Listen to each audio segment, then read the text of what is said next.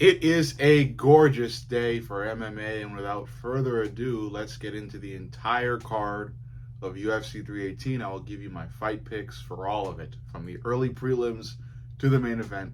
Let's get right into it with the first fight on the early prelims: Carly Judas versus Nicole Kalari, women's fight, first fight of the entire card. I'm going to go with Carly Judas via unanimous decision. She is just a way better striker with really solid takedown defense. She'll keep the fight on the feet and just piece up Kalari for the entire fight, winning by decision. Next fight up is Bruno Ferreira, the Hulk, versus Jackson McVeigh. Jackson McVeigh, this is his UFC debut. He's undefeated. He's way rangier than Bruno. And, other than that, a lot of his stats are just not available as far as the UFC is concerned. Bruno Ferreira, having less range but more power. He's very aggressive, a first round finisher, and a knockout artist. He's not undefeated. He has been defeated before, but he has been known to be very aggressive, especially starting out. And I think for McVeigh, for every fighter really, a transition from a fight organization outside of the UFC to the UFC is a really big jump in caliber of competition. So I expect McVeigh to struggle a little bit and have an adjustment period to UFC caliber competition. And I don't think Bruno Ferreira is going to give him a lot of time to adjust, especially given how aggressive he comes out as soon as the fight starts. So I expect Bruno Ferreira to knock McVeigh out, or at least hurt him really bad in round one, to where McVeigh can't really recover. So I got Bruno Ferreira via TKO in round one for that fight. Next up, Ryan Superman Spann versus this is a hell of a name to pronounce. Lucas Brzeski. I think that's what it is. Lucas Brzeski. Brzeski is the better statistical striker, but Spann has a lot of other things going for him, like him being a better grappler, having more range, and I think, in my opinion, having more power when looking at previous fights. But Brzeski has a lot of knockouts on his resume as well, so it could go either way with the power thing. But I do think Ryan Spann is going to land something big here, especially in round two. And I don't know, something about Superman Spann, man. I think he's going to get the win here. But that being said, Brzeski is a powerful fighter. He's got a lot of knockouts under his belt. With other stats in striking, in the realm of striking, like defense and significant strike percentage, it seems like Brzeski is the better striker. Again, despite all of that, I do think Spann's going to land something big here. You could call it luck. You could call it whatever the hell you want to call it. I think Superman Spann is going to come in with a really big, clean punch in round two that's going to knock Brzeski out. I don't know. I feel it. I feel it coming. I feel it coming. Give me Superman Spann in round two via TKO. Might not be everybody's choice, but I don't know. I feel like it's a good one. Next up, Jimmy Crute, fighter I'm familiar with, versus Marcin Prachnio. Let me see where I put this. Prachnio is the better statistical striker, but Crute is the better statistical grappler. So I think this fight is a classic grappler versus striker matchup. And in those type of matchups, I tend to sway towards the grappler, and I'm gonna do that again. Like Crute's chances, and I feel like Crute, when he gets this fight to the ground, is gonna be able to dominate and just pretty much ragdoll Prachnio. I could be wrong, but again, I feel like Crute just has the better stats when it comes to grappling, and will be able to use those against Prachnio. So give me Crute in round three with a submission. I don't think Crute's gonna get the submission early. I think it's going to come late when these two have bloodied each other up, and Crute gets this fight to the ground and is immediately able to lock in some sort of submission. So give me Crute via round three submission. Next up, final fight on the early prelims, we have Adam Fudgett, I don't know, against Islam Dulatov. This is Islam Dulatov's debut. And when you look at his stats, which, there aren't like a lot of them, but there are a good amount of them, as far as the UFC is concerned. and they look crazy. He looks like a Russian war machine when you look at his stats. He's coming straight out of Russia, given the name Dulatov, and Adam Fudget. His stats are decent too. I'm not saying Fudget's like a baby in the woods when it comes to fighting, but when you look at Dulatovs, they quite simply outshine Fudget. I'm gonna say Fudget. I think it could be Fugget. I'm back and forth with Adam's last name. I'm gonna call him Adam. I think Dulatov's stats just overshine or eclipse Adams, and I'm gonna go with Islam Dulatov here. I'm gonna play it safe because this guy, he looks deadly when you look at his stats. He just looks deadly. I think Dulatov's gonna finish this fight in round one. When you get these really high level Russian fighters coming in, you have to assume they're gonna try to do it big in their first fight. So I think this is gonna be a statement win for Dulatov. So I got him via round one with a submission. I think he drags Adam. I think he drags Adam to the ground and submits him there. All right, now we're in the main prelims with the first fight being Atiba Gautier versus Robert Valentin. Gautier is a powerhouse. I've seen fights that he's fought before. When you look at the stats, he's the better striker. He's got more range. He's more powerful. He's even the better grappler. It's just well-rounded domination when you look at when you have a stat comparison between Gautier and Valentin. I'm obviously going to go to Gautier. I think Gautier is going to overwhelm Valentin early too. So I got Gautier with a round 1 KO. As long as Gautier doesn't go for the knockout in a sloppy way, like Robelis to Spain would do. I think he's pretty good here. I think Gautier can get this safely. You just don't be sloppy with the knockout. Don't go for like looping hooks. Maybe aim more for straight punches and heavy kicks. Just play it safe when you have Valentin on the back ropes, and you should be good here. So I'm gonna go with Gautier. But it's the fight game. Anything can happen, and many fighters have effed up opportunities to win. So give me Gautier via round 1 KO. Next up, Francisco Prado versus Nikolai Veretnikov. I'm trying to read these names properly.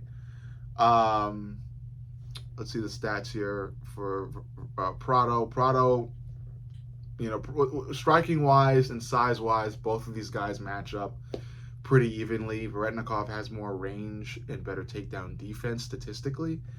So that's why I'm going to go with Veretnikov here. I think this fight could go either way. I think it's going to be a really close fight, a razor-thin fight, and a fight that's definitely going to end with a judge's decision. I just think the judge's decision is going to sway more towards Veretnikov.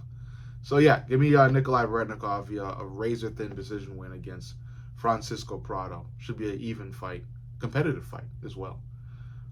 Next fight up, I'm very familiar with both of these guys. Marvin Vettori versus Brendan Allen. Both of these guys have decent names in the UFC. I would argue Brendan Allen's name is bigger than Vettori's, but Vettori still has been in UFC and MMA social circles for a while too, especially given how strong his chin is. But yeah, this should be competitive. I'm going to go with Brendan Allen to win this one. I think it's going to be a grappling match. These two could duke it out on the feet, and I think it goes either way on the feet either. I think it goes either way on the ground as well, but I do think Brendan Allen is going to end up edging Marvin Vettori out when it comes to how the decision is going to go. I think this is a grappling match. I think the grappling match ends in a decision, and I just see Brendan Allen winning that decision. I think he's going to go to that high-level ground game IQ he's got, and he will figure out a way to put Vettori in multiple bad positions to where Brendan Allen gets a safe decision win. I like Brendan Allen. I'm rooting for him. I don't like Marvin Vettori, if you don't know already. I consider him to be quite dumb, and I hope Brendan Allen gets this one. Brendan Allen hasn't been on a streak as of late, or he hasn't been winning fight after fight, but I do think this could be a good bounce back fight for Brendan Allen. Like I said, I'm rooting for him. So I got Brendan Allen via unanimous decision for that fight. Next up, last fight on the prelims. Kyler Phillip versus Vinicius Oliveira. Vinicius Oliveira, I've heard of him before. I haven't heard of Kyler Phillips, but Kyler Phillips is no pushover, especially when you look at his stats. He is a little bit of the better striker when it comes to stats. And Vinicius, I would consider him to be a bit of the better grappler. But, when you look at everything, when you look at all the different types of stats that are available, it's pretty checkered. I can't really have one guy, being much better than the other. I think it's just it's relatively even. I'm gonna sway more towards Kyler Phillips. I think he's gonna utilize his striking to pretty much will himself over Vinicius. I think it's gonna be a close fight. I just think Phillips is going to have a little bit of the better striking and land maybe one or two extra punches in every nasty exchange between these two. And I see Kyler Phillips getting a unanimous decision win over Vinicius in this fight. So give me Kyler Phillips via UD. I'm rooting for him too. I like the guy. Something about him makes me like Kyler Phillips. So there you go. Main event time. First fight up on the main event is Michael Johnson versus Daniel Zellhuber. Michael Johnson is a big name, UFC vet. He's had a lot of great fights. Daniel Zellhuber is also a well-known name because of his fight of the year contender against Esteban Ribovics. And that fight between him and Ribovics was amazing. I think arguably one of the best fights I've seen yet because of how high-powered it was and because of how much output both of those guys gave to that fight. Of course, Ribovics rightfully won, especially given that one round where he was just able to tee off Zellhuber because of how bad he hurt Zellhuber. But Zellhuber wasn't a pushover in that fight. He stayed in it, he hung in it, he hung in there and threw back. Zellhuber has a ton of output, ton of energy, ton of skill. He's rangier than Michael Venom. Not Michael Venom. He's rangier than Michael Johnson, and I think he's going to use all of those aspects or attributes to win. So I have Zellhuber knocking out Michael Johnson in round two.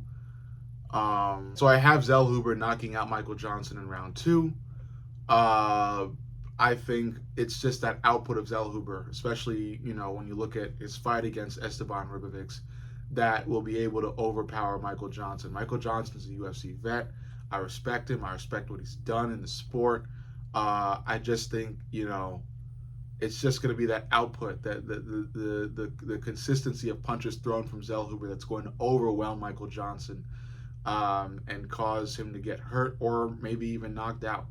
In round two, I give Michael Johnson enough credit to survive round one, but I think in round two, Zellhuber will Zellhuber will turn on the jets even more, march forward, and just continue to throw so much that Michael Johnson gets overwhelmed, falls back, and I don't want to say gives up, but maybe his body forces him to quit, and that'll be it. So give me Zellhuber in round two via TKO.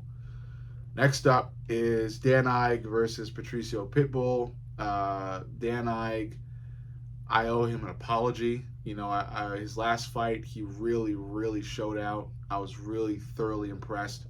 And I just kind of, he was underrated in my book, at least. I called him a short puncher. I said his range was very limited and he was more of a pocket boxer. But in his last fight, he really showed more range. And I think he'll be able to do the same against Patricio Pitbull.